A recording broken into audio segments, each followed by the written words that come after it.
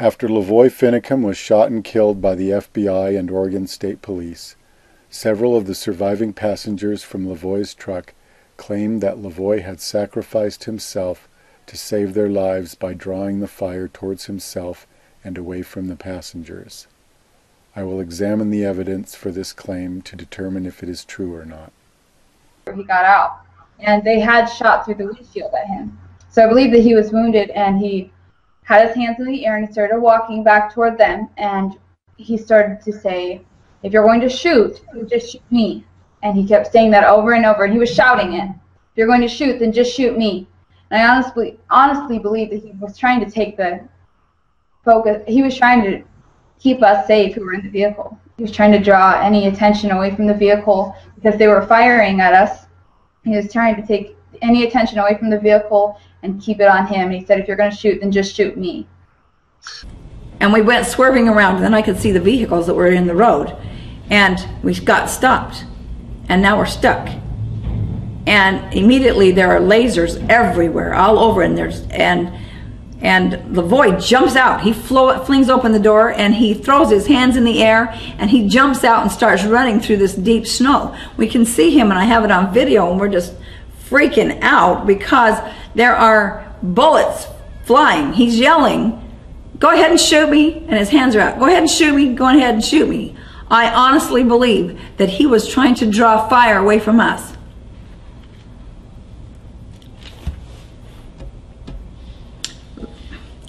LaVoy is the father of many girls, and he's very protective.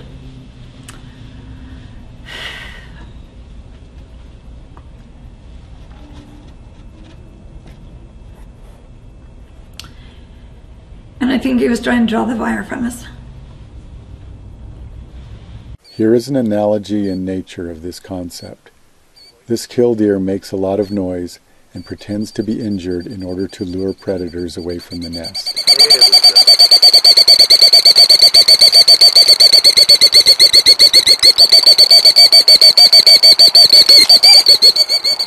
There we go. There's their nest. See, they act like they're wounded when they leave their nest. What they're doing is they're trying to get the predators to follow them so they won't see the nest with the eggs. In order to show that this analogy applies to LaVoy Finicum, I will show analogies for the following observations. There must be a predator present. The bird must attract the predator to itself. The bird must lure the predator away from the nest. Although the bird is risking its own life, it is not trying to be killed. It is only trying to get the predator to come after it. This is the diagram from the major incident team of shot trajectories that struck LaVoy's truck. LaVoy was driving. In the back seat were Ryan Bundy, Victoria Sharp, and Shauna Cox. Next I will show the video from the truck, and as each shot is fired, the shot trajectory will be shown and extended to show who is in the line of fire. Yeah, but hang on. Okay, so they're shooting. Hang on. Okay, we're here. Go ahead and shoot me. Ryan Bundy was hit in the arm, probably on the last shot shown. Based upon the shots fired, it was very reasonable for LaVoy to believe that the FBI intended to kill everyone. If LaVoy was intending to draw fire away from the other passengers, he was justified in his decision. And LaVoy's sense of urgency is also justified, as emphasized by the last two shots. Go ahead and shoot me.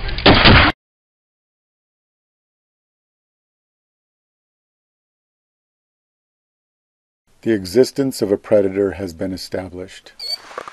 Get too close, it sounds an alarm. LaVoy made an extremely rapid exit from the truck. They're shooting. Hang on. Okay, we're here. Go ahead and shoot me. Because the FBI was shooting through the truck and the other passengers to get to LaVoy, a rapid exit was important. The fact that one of the passengers was hit emphasizes the necessity of a rapid exit if LaVoy wanted to save the passengers. Okay, we're here. Go ahead and shoot me. Damn! Trying to. Shoot me. Get on the ground. Stay down, stay down, stay down. Stay down. Stay down. Shoot me. You have to shoot me. Damn it. Are they shooting him? Did they shoot him? You assholes. LaVoy repeats the phrase, "Go ahead and shoot me," 3 times before the foam bullet shot is heard on the video. The phrase, "go ahead," means to do something after planning to do it, or it can mean to do something after getting permission to do it. Either way, the phrase, "go ahead," implies that a plan already exists. This means that LaVoy believes that the FBI already has a plan to shoot him, and he is giving them permission to continue with their plan. This supports the idea that LaVoy believes they are targeting him specifically, and that by removing himself from the other passengers, only he will risk being shot.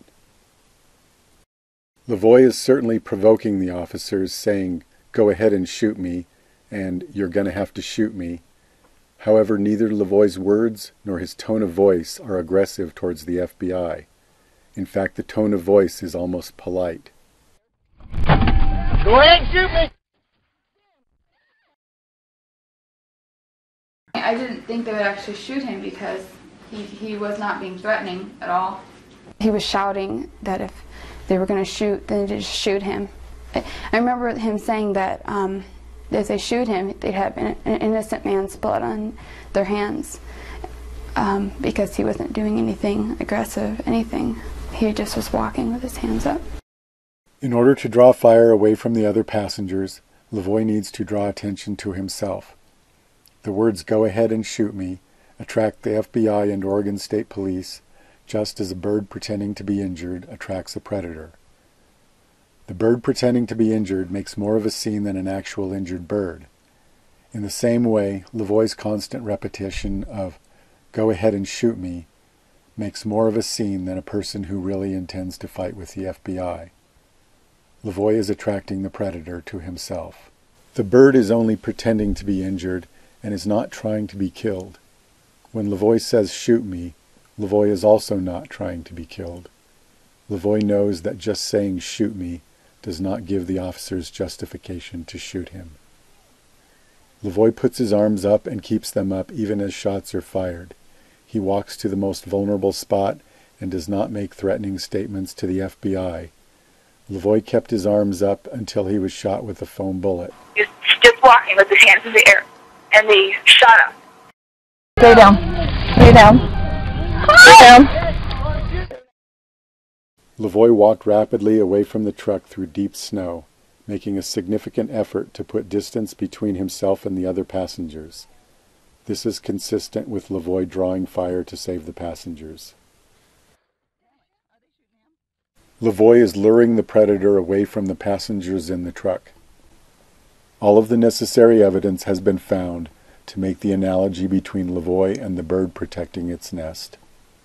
The direction that LaVoy walked is very unusual. LaVoy walked to this location as if someone's life depended upon it. But this is just an open space with nothing there.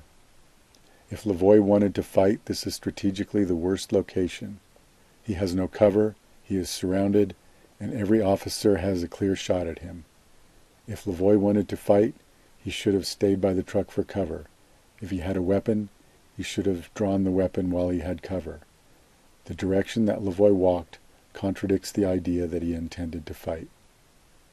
If LaVoy wanted to run, he should have traveled away from the officers. LaVoy did not move away from the officers, and he did not move towards them. When LaVoy first got out of the truck, 2 shots were fired at him. LaVoy's next actions were heavily influenced by these 2 shots. Go ahead and shoot me. The red line shows the trajectory of the 2 shots fired as LaVoy exited the truck. LaVoy walked from his truck to this location where he was killed. The green line shows the path that LaVoy walked away from the truck. The path that LaVoy walked is perpendicular to the trajectory of the 2 shots. This path strongly contradicts all other theories considered. However, this perpendicular path that LaVoy walked is mathematically the best choice if LaVoy's intention was to get the passengers of the truck out of the line of fire. To understand why a path perpendicular to the line of fire is the best choice, assume that LaVoy is trying to get this person out of the line of fire.